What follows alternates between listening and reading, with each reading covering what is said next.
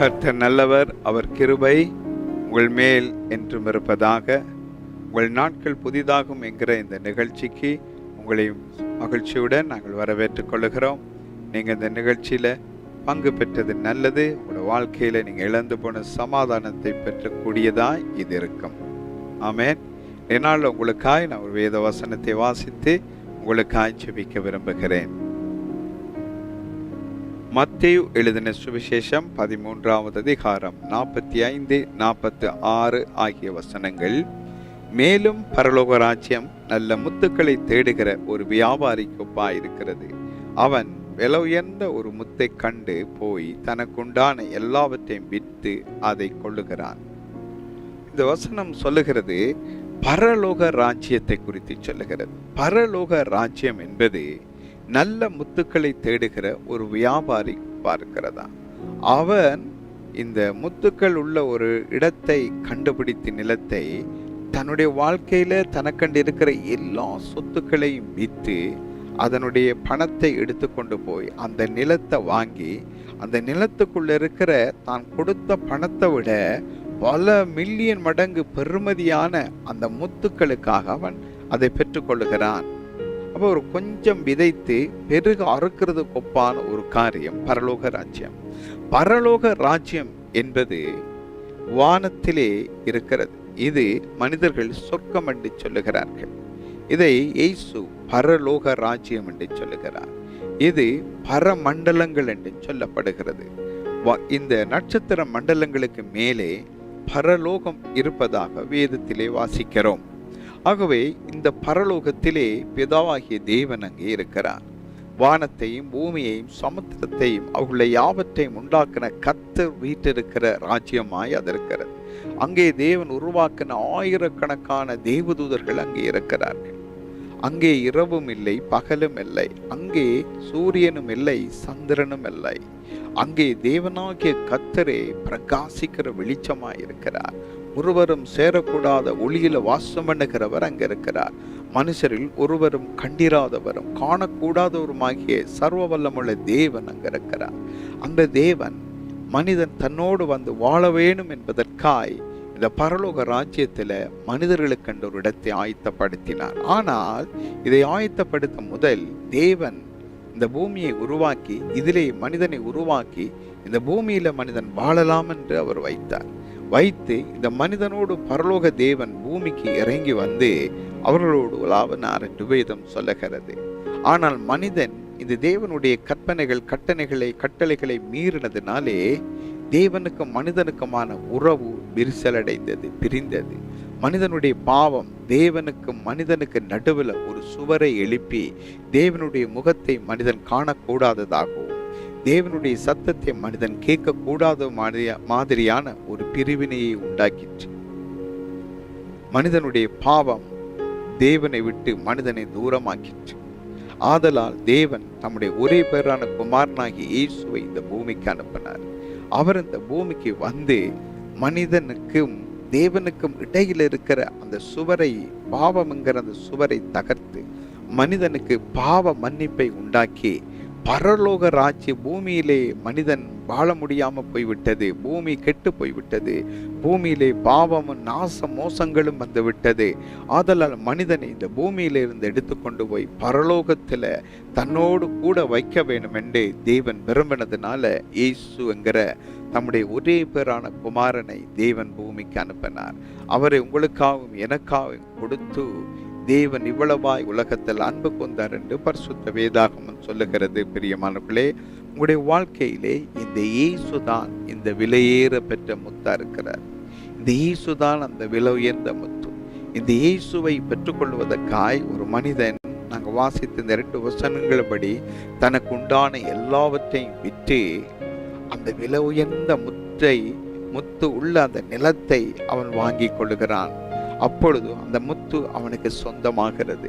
இயேசு வாழ்க்கையில சொந்த தெய்வமாய் இருந்தால் அவர் விலையேற பெற்ற முத்தை விட பெரியவரா இருக்கிறார். விலை உயர்ந்தவர். அவருக்கு விலை மதிப்பே கிடையாது. அவரை குறித்து வேதம் சொல்லுகிறது, 1000-10,000 பேர்களில் சிறந்தவர் என்று அவருடைய அழகு வர்ணிக்கப்படுகிறது. அப்படிப்பட்ட தேவன் இயேசு என்கிற பேரில் இந்த பூமிக்கு இறங்கி வந்தார். அவர் என்னுடைய பாவங்களை அவர் தன் சரீரத்தில் ஏற்று சிலுவை மேல சுமந்து தீர்த்து மரித்து அடக்கம் பண்ணப்பட்டு மீண்டும் 3ஆம் நாள் உயிரோடு எழுந்தார். இயேசு உயிர்த்தெழுந்தார். அவர் என்றும் ஜீவிக்கிறார். கிபி என்று இயேசுவின் உயிர்த்தெழுதினாலே உலக சரித்திரம் 2ஆய் பிரிக்கப்பட்டது. இயேசு பூமிக்கு வந்ததுடைய நோக்கமே உங்களை பரலோக ராஜ்யத்தில் கொண்டு போய் சேர்ப்பதற்காக அவர் வந்தார். ஆகவே பரலோக ராஜ்யம் நல்ல முத்துக்களை தேடுகிற ஒரு வியாபாரிக்கு ஒப்பா இருக்கிறது. அதே போல நீங்களும் இப்படிப்பட்ட இந்த முத்துக்கு ஒப்பா இருக்கிற இயேசு கிறிஸ்து பரலோக ராஜ்யத்தினுடைய விலை உயர்ந்த முத்தாயிருக்கிற தேவகுமாரன் இயேசுவை தேடுவீர்களானால் உங்களுக்கு உண்டான எல்லாவற்றையும் விட்டு அந்த நிலத்தை கொள்ளுவது போல உங்களோட வாழ்க்கையில் இருக்கிற என்னென்ன காரியம் இருந்தாலும் இந்த இயேசு விலமதிக்க முடியாத இறைவன், வானமும் பூமியும் கொள்ளாத தெய்வம், வானத்தையும் பூமியையும் படைத்த தெய்வம், இந்த தெய்வத்தை நீங்கள் உங்களுடைய உள்ளத்திலே சொந்த தெய்வமாய் ஏற்றுக்கொண்டீங்கண்டா அந்த விலை உயர்ந்த முத்தாகிய பரலோக முத்தாகிய இயேசு உங்களுக்குள்ளே வருவார். உங்களுக்கு சொந்தமான முத்தாய் அவர் இருப்பார். நீங்க அவருக்கு சொந்தமான ஒரு நபரா மாறிடுவீங்க. அப்பொழுது உங்களோட வாழ்க்கை விலை உயர்ந்த வாழ்க்கையா இருக்கு. எப்படி ஒரு மனிதன் இந்த பூமியில விலை உயர்ந்த ஒரு முத்தை வைத்திருந்தால் அவனுக்கு இருக்கிற அந்த முத்தோட பெருமதி எப்படி இருக்கும் என்று யோசித்து பாருங்க. அவனுடைய வாழ்க்கை எவ்வளவு செழிப்பா இருக்கும் பாருங்க. அவனுடைய வாழ்க்கை எவ்வளவு உயர்வடையும் பாருங்க. அவனுடைய சந்ததி, அவனுடைய அந்தஸ்து எல்லாம் பெரியதாக்கப்படும் இல்லையா? பூமியில அநேகர் பிரமிக்கத்தக்கதாய் இருக்கும் இல்லையா? அப்படியாய் அந்த முத்து நிமித்தம், இந்த விலை உயர்ந்த முத்து நிமித்தம் அந்த கனத்தை, அந்த வசதியை, அந்த பணத்தை, அந்த செழிப்பை அந்த குடும்பம், அந்த நபர் பெற்றிருப்பாங்க இல்லையா? அதே போலதான் பரலோக முத்தாகிய இயேசு, விலமதிப்பற்ற முத்து, விலை மதிக்கவே முடியாத பிதாவுடைய ஒரே பேரான முத்து இயேசு. அந்த முத்துவை நீங்க தேடுங்கள். அதுக்காக உங்களோட வாழ்க்கையில எது வேணுமென்றாலும் இழக்கிற எதுவும் அதுக்கு ஒப்பாகாது, அதுக்கு சமனாகாது. அது நீங்க விதைக்கிறது ஒரு கோதுமை மணியா இருக்கலாம், 1000 கோதுமை மணிகளை அந்த ஒரு கோதுமை மணிலிருந்து வருவது போல நீங்க உங்களோட வாழ்க்கையில உங்களோட நேரத்தை இழக்கலாம், உங்களோட சாப்பாட்டை இழக்கலாம், உங்களோட பணத்தை இழக்கலாம், உங்களோட வீட்டை இழக்கலாம், உங்களோட பொருளை இழக்கலாம். ஆனா இவைகளை எல்லாம் இழந்து இந்த ஆண்டவராகிய இயேசுவை நீங்க தேடி இவைகள் எல்லாவற்றையும் விட விலை உயர்ந்த முத்தாகிய இயேசுவை நீங்க உங்களோட உள்ளத்துல பெற்றுக்கொள்ளும்படியாய் தெய்வமாய் அந்த முத்தை நீங்க அலங்கரித்துக் கொள்வீர்களானால் உங்களுடைய இருதயத்துக்குள்ள அந்த விலை உயர்ந்த முத்தாகிய பரலோக முத்து இயேசுவை உள்ளே வைத்துக் கொள்வீர்களானால் உங்களோட வாழ்க்கை மிகுந்த உயர்ந்ததா இருக்கு. இதுதான் பரலோக ராஜ்யம், இதுதான் பரலோகத்தின் முத்து இயேசு. இப்பொழுது இந்த இயேசு உங்களோட வாழ்க்கையில ஏற்றுக்கொள்வீங்களா? இயேசு உங்களுடைய பாவங்களை மன்னிக்கிறவர், இயேசு உங்களை நேசிக்கிறவர், ஒருபோது உங்களை திக்கற்றவர்களாய் விடாதவர் இயேசு. ஆமென். நான் இப்பொழுது உங்களுக்காக ஜெபிக்க போகிறேன். என்னோடு சேர்ந்து இந்த ஜெபத்தை நீங்கள் சொல்லுங்கள். அதன் பிற்பாடு நான் உங்களுக்காக ஜெபிப்பேன். அன்புள்ள தேவனே, உம்முடைய குமாரன் இயேசுவை எனக்குள்ளே நான் சொந்த தெய்வமாய் ஏற்றுக்கொள்கிறேன். பரலோக முத்தாகிய இயேசுவே எனக்குள்ளே வாரும். என் பாவங்களை மன்னி உம்முடைய இரத்தத்தினால் என்னை கழுவும். விலை உயர்ந்த முத்தாகிய இந்த இயேசுவை என் உள்ளத்திலே ஏற்றுக்கொண்டதுனால என் வாழ்க்கையும் விலை உயர்ந்த வாழ்க்கையாய் பரலோக ராஜ்யத்தில் வாழ போற நித்தியமாய் என்றென்றும் வாழ போற வாழ்க்கையை, அந்த நித்திய ஜீவனை தேவனே எனக்கு தாரும். நீங்க அப்படி தருகிறதற்காய் நன்றி. இயேசுவின் நாமத்தில் ஜெபிக்கிறோம் பிதாவே, ஆமேன் என்று சொல்லுங்கள். இப்பொழுது நான் உங்களுக்காய் ஜெபிக்கிறேன். அன்புள்ள தேவனே, உம்முடைய குமாரன் இயேசுவின் நாமத்தில் ஜெபிக்கிறோம். இந்த செய்தியை கேட்ட பிள்ளைகள் ஒவ்வொருவரையும் பரிசுத்த ஆவியானவரே உங்களோட கருத்தில் ஒப்புக் கொடுக்கிறேன். நீங்க ஒவ்வொருவரையும் பொறுப்படுங்கப்பா. ஒவ்வொருவரையும் உடைய இரத்தத்தினால கழுவி சுத்திகரித்து நித்திய ஜீவனுக்கென்ற உடைய பெயர்களை எழுதும்படியாக நான் ஜெபிக்கிறேனப்பா.